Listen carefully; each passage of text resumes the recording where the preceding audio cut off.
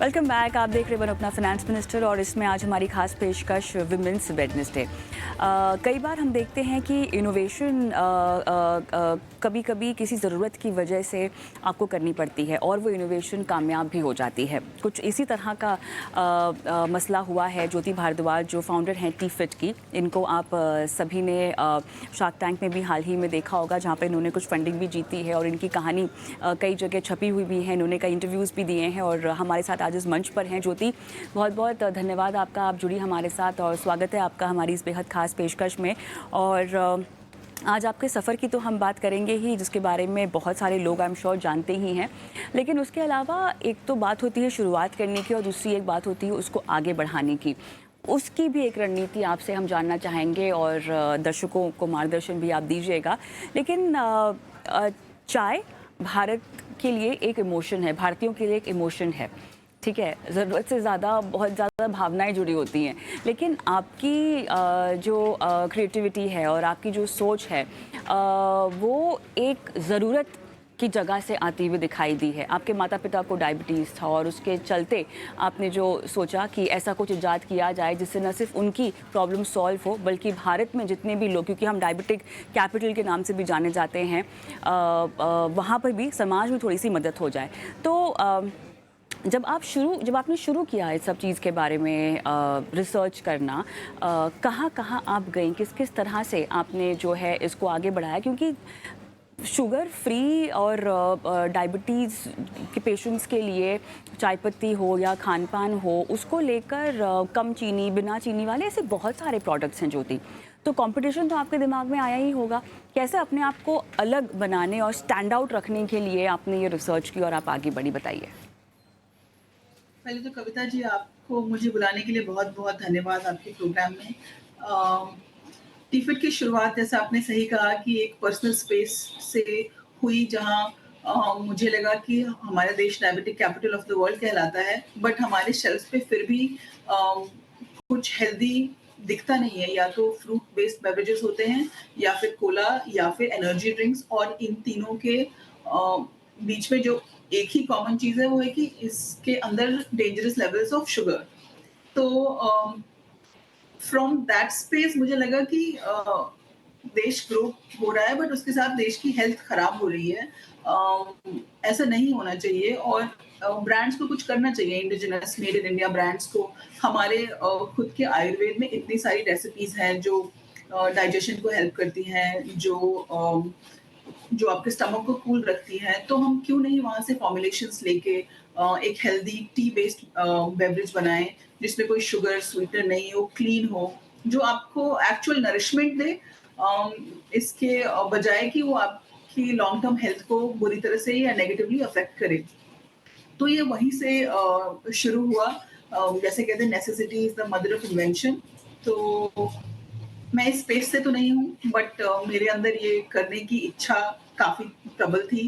तो रिसर्च से मैंने शुरू किया, और कि बेवरेज लार्ज स्केल पे बॉटलिंग करते कैसे हैं, उसकी रेसिपी डेवलपमेंट कैसे करते हैं, उसकी मैन्युफैक्चरिंग कैसे करते हैं, उसका फॉर्मूला कैसे डेवलप होगा। अगर मुझे एक डाइजेशन के लिए अच्छा ड्रिंक बनाना है, तो उसमें क्या-क्या हर्ब्स जाने चाहिए, क्या उसमें कोकम जाएगा, क्या उसमें नाइजेला जाएगा, सिनेमन जाएगा। तो ये सब रिसर्च करने के लिए अकेले तो नहीं होता है, बट आई वाज़ लकी कि हमें अच्छे लोग हमारे साथ जुड़ते गए, आयुर्वेदा के काफ़ी सीनियर लोग जिन्होंने फॉर्मुलेशन बनाई।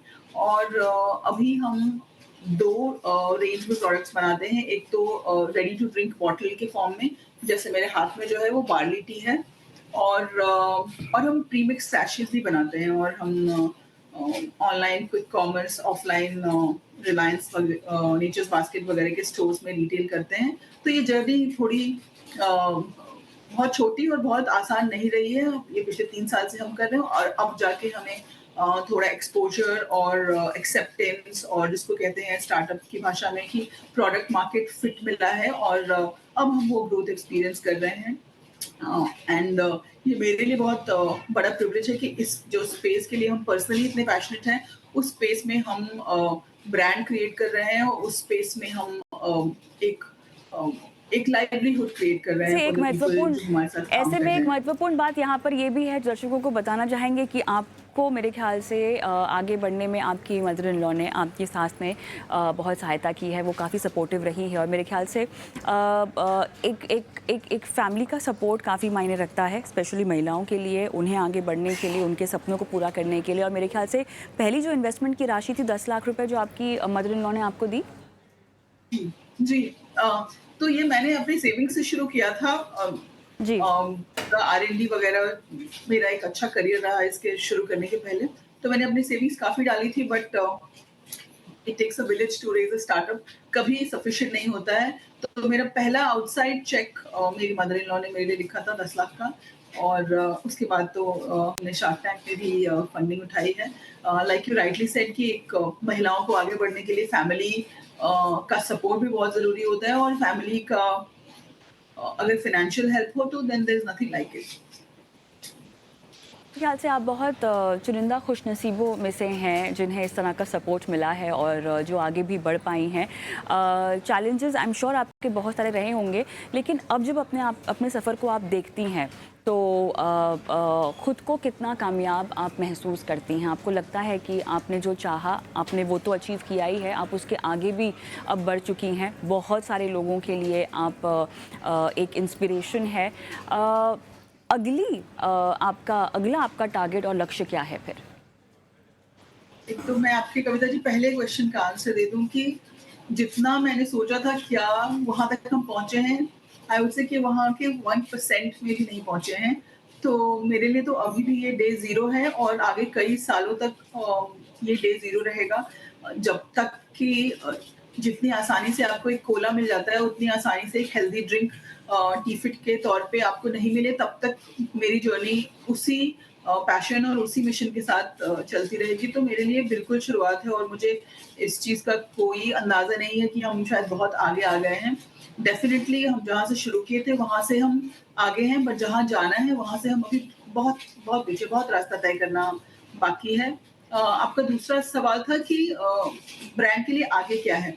तो अभी तो हम डिस्ट्रीब्यूशन पे काफ़ी फ़ोकस कर रहे हैं, जैसे हम क्विक कॉमर्स पे, ज़ेप्टो, ब्लिंकिट पे अवेलेबल हैं, हम जल्दी ही स्विगी पे जाएँगे, और तो क्विक कॉमर्स और इंस्टीट्यूशनल भी हम देख रहे हैं, जैसे कॉर्पोरेट्स हैं, जो लोग हमारे देश में एजुकेटेड हैं, जो आईटी कंपनीज़, बैंक्स में काम करते हैं, जो अच्छा प्रोडक्ट ढूँढते हैं, they don't want to consume what is available, जो पैक्ड विद शुगर कोला या जूस बोल लीजिए। तो हम इसको definitely institutional office spaces, banks, IT parks वगैरह में अवेलेबल करवाना चाहेंगे। तो distribution is a core focus for us right now, और पूरा फोकस अभी तो इस पे ही है। क्या आपका कोई इन्वेस्टमेंट पोर्टफोलियो है या आप अपनी सारी इन्वेस्टमेंट अपने स्टार्टअप में ही करती हैं? नहीं, मेरा इन्वेस्टमेंट पोर्टफोलियो भी है। जी। अच्छा, तो बताइए कुछ अ, इसके बारे में, कहाँ कैसे आप निवेश करती हैं, किस तरह की निवेशक हैं आप? हम बहुत ही पेशेंट और लॉन्ग टर्म निवेशक हैं। जो भी ओके। इन्वेस्टमेंट है वो लाइक अर्न किया हुआ इन्वेस्टमेंट है, तो बहुत पुराना नहीं है। टाटा कहाँ लगाती स्टील में मैंने बहुत पहले पैसे डाले थे, जब मेरे पास थे पैसे, like when I was earning, when I was in a job. तो तो अभी मैंने आप टाटा शेयर्स स्टील में में डाले लगाती थे। हैं? तो अभी आप ब्लू शेयर्स में चिप में लगाती हैं, म्यूचुअल फंड्स में लगाती हैं, फिक्स्ड डिपॉज़िट करती हैं, कहाँ कितना पैसा आप निवेश करती हैं, कैसे? कितना तो नहीं पता है कविता जी, मतलब उतना ज़्यादा नहीं, अच्छा। बट कितना तो नहीं बता सकते। बट हाँ। कैसे करते हैं बता सकते हैं हम। मेरा प्रेडोमिनेंट इंटरेस्ट रहता है टुवर्ड्स इक्विटी। मैंने म्यूचुअल फंड में भी डाला है। म्यूचुअल फंड में 1-2 इंडेक्स फंड्स में है, 1-2 सेक्टरल फंड्स में है। बट इक्विटी में मैंने काफ़ी डाइवर्स रखा है। तो बैंकिंग में आईसीआईसीआई, एसबीआई है, इंफ्रा में एलएनटी है, और मैं ये नहीं कह रही कि these are like good things that you should buy, these are my investments. बाकी टाटा स्टील है, सेल है, और टाटा मोटर्स, महिंद्रा, टाटा कंज्यूमर। तो यू कैन सी कि मैं टाटा की काफ़ी कंपनीज में इन्वेस्टेड हूँ। रिलायंस इंडिया है। तो ब्लू चिप ही है, मतलब कोई ऐसा रिस्की मिड कैप या स्मॉल कैप में खुद मैंने इन्वेस्ट नहीं संभालती हैं किया, अपने और निवेश मेरा को? एक ही इन्वेस्टमेंट। अपने जी, निवेश को खुद संभालती हैं? जी। चलिए, मेरे ख्याल से बहुत बढ़िया। आप न सिर्फ अपना बिजनेस खुद देखती हैं, अपने इन्वेस्टमेंट पोर्टफोलियोज भी आप खुद बनाते हैं। हम बस उम्मीद करते हैं आपसे और इसी शुभकामना के साथ आज इस चर्चा को भी समाप्त करते हैं कि आप और तरक्की करें और अगली बार अब जब बात हो आपसे तो एक नए वेंचर को लेकर बात हो। बहुत बहुत धन्यवाद आपका ज्योति, समय थैंक निकाला यू और सो मच दर्शकों से कविता। बातचीत की। धन्यवाद कविता जी, बहुत बहुत धन्यवाद आपका और आपके दर्शकों का।